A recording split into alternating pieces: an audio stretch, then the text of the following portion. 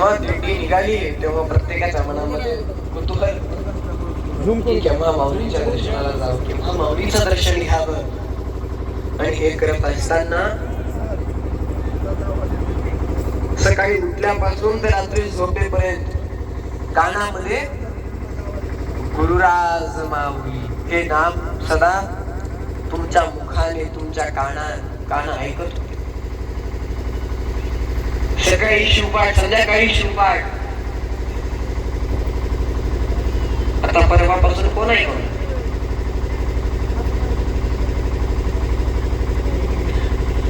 आता दिंडीतला शिवपाठ संपला, शिवलिंग पाटलाचा शिवपाठ संपला, आता घरचा शिवपाठ संपला.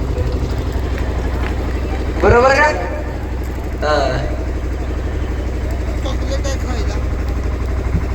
संध्याकाळी सासू प्रवचन, सकाळी सासऱ्याचं प्रवचन, दुपारी नवऱ्याचं प्रवचन.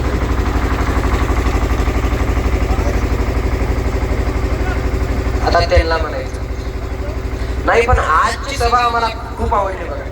कारण टाळ्या वाजवू नका, थांबा थांबा, कारण सांगतो.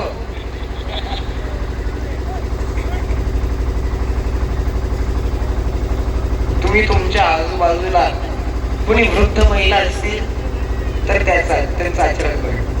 त्यांच्या डोक्यावर बदल असतो. जे जुने माणसं आहेत त्यांच्या डोक्यावर टोपी असते.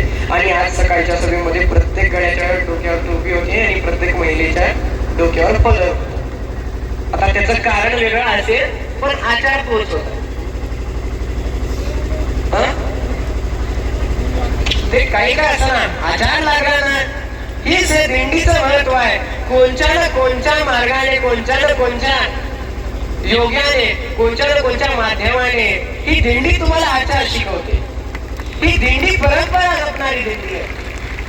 ते माध्यम कोणतंही असेल, निमित्त कोणतंही असेल,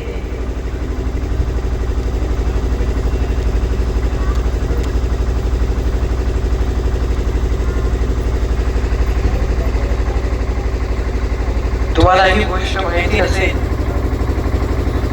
आणि ही गोष्ट कुणाला माहितीही नाही.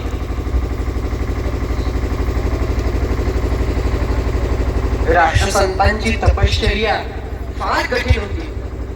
जेव्हा ते हिमालयामध्ये गेले होते, फक्त अंगावर एक कपडा आणि तिथं तपश्चर्येसाठी